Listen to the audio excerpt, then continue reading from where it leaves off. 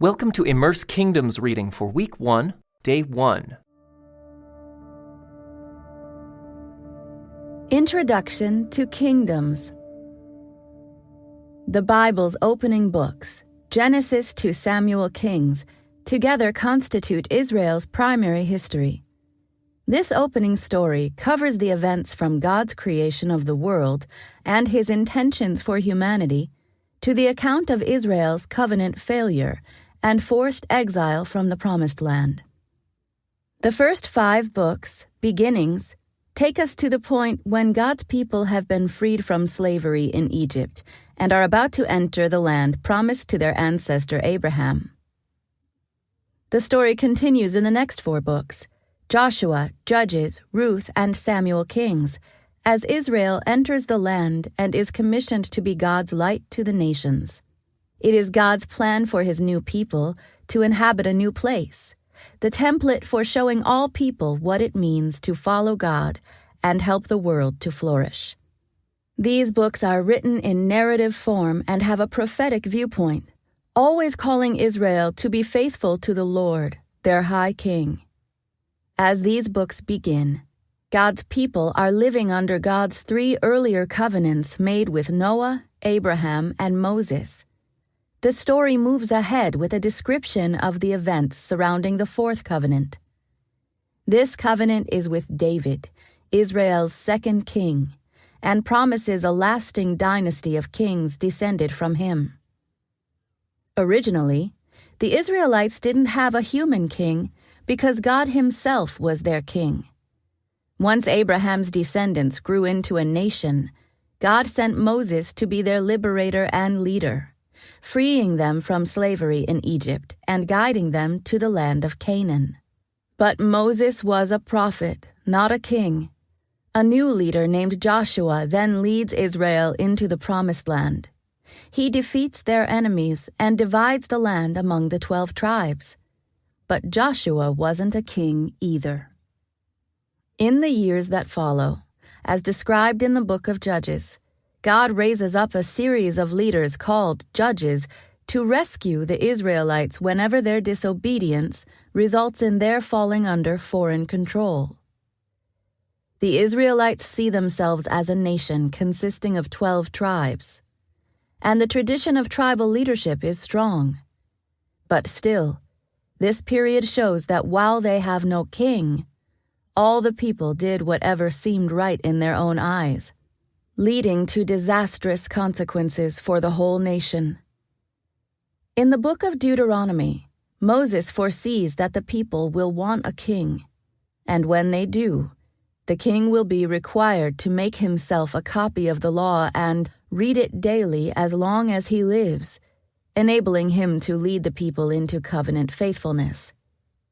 As the period of the judges comes to a close, the time certainly seems right for a king like this to exert a central authority over Israel and restrain the rampant lawlessness.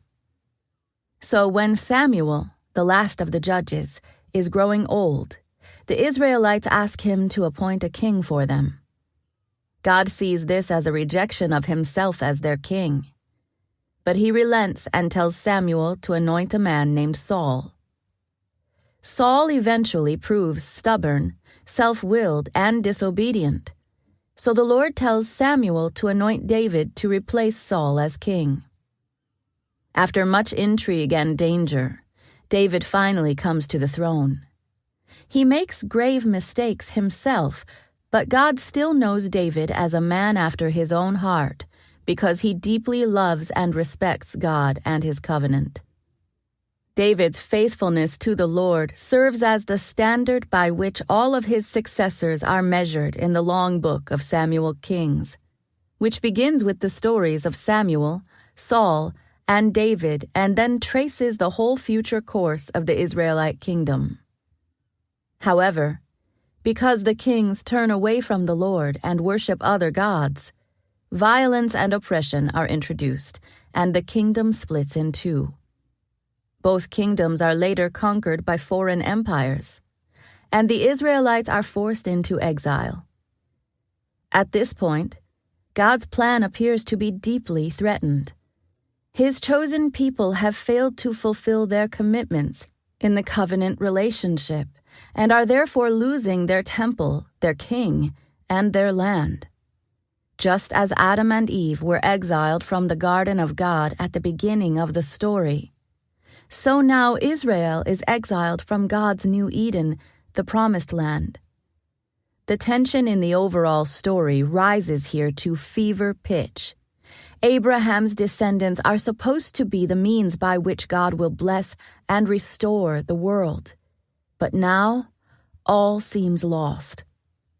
Only one thread is left. God's new covenant with King David promises that God will not abandon David's family and kingdom. Whatever work God will yet do through Israel for the sake of the world, He will do through this royal line.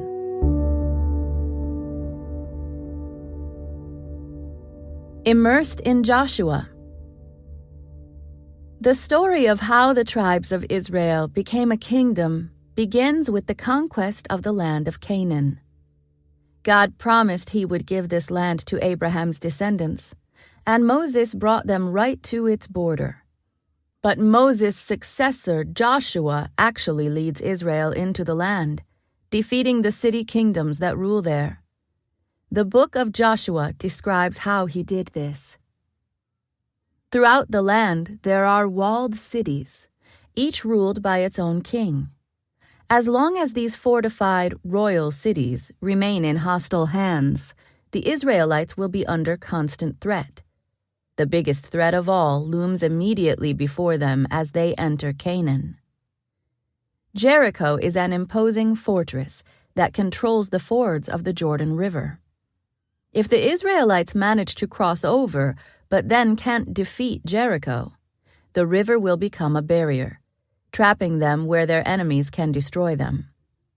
The task is daunting, but God promises Joshua, "I will be with you as I was with Moses. I will not fail you or abandon you. Be strong and courageous, for you are the one who will lead these people to possess all the land I swore to their ancestors I would give them." The book of Joshua has 3 major sections. Most of it is in the form of a narrative, but at various places there are important lists, including records of defeated cities and kings and of land allotments for Israel's tribes. The book opens with a description of how God prepares Joshua and the people for entry into the land, and then guides them across the Jordan River. It begins with God commissioning and encouraging Joshua in his task, while also urging Joshua and the people to continually meditate on the instructions God has given to Moses. Joshua sends spies into Canaan, and then leads the people into the land, crossing the Jordan River on dry ground. In their new land, they celebrate their Freedom Festival, Passover, and, for the first time, eat food from the land of promise. Next, Israel invades the central region of Canaan, and then spreads out to both the northern and southern regions. Key to this section is the realization that God Himself is fighting for Israel, thus keeping His promises to Israel's ancestors. The warfare Joshua conducts is brutal, but in the context of the story, the nations are removed from Canaan because they had become utterly corrupt, just as Israel itself will be brutally removed in the future for its own detestable practices. These events must be read within the context of God's ongoing story of redemption, especially in light of God's supreme revelation later in Israel's Messiah. Once the land has been conquered, the second section explains how Joshua divides it among the tribes. We may wonder why there is such a detailed description of the allocation of the land, but this gets at the heart of the covenant. God's intention has always been for His people to thrive in the physical place He set apart for them. Israel's conquest of the Promised Land reflects God's overall objective to reclaim the entire creation as our good home and His glorious temple. The final section of the book focuses on Joshua's leading the people in a covenant renewal ceremony. The leaders of the various tribes and clans gather at Shechem and are challenged to serve God alone, obey the law of Moses, and fully claim their inheritance from the Lord. Choose today whom you will serve, Joshua challenges them. As for me and my family, we will serve the Lord. The people, aware of their story and recognizing that they are to continue living it out, respond, "We would never abandon the Lord and serve other gods. We too will serve the Lord, for He alone is our God." At the end of Joshua's life, the people have received God's gift of land as promised and are poised to fulfill their calling as agents in God's mission to all nations. The Lord has kept His promises to Abraham and Moses. Now Abraham's family must step up to become God's covenant people for the sake of the world. This concludes today's Immerse reading experience. Thank you for joining us.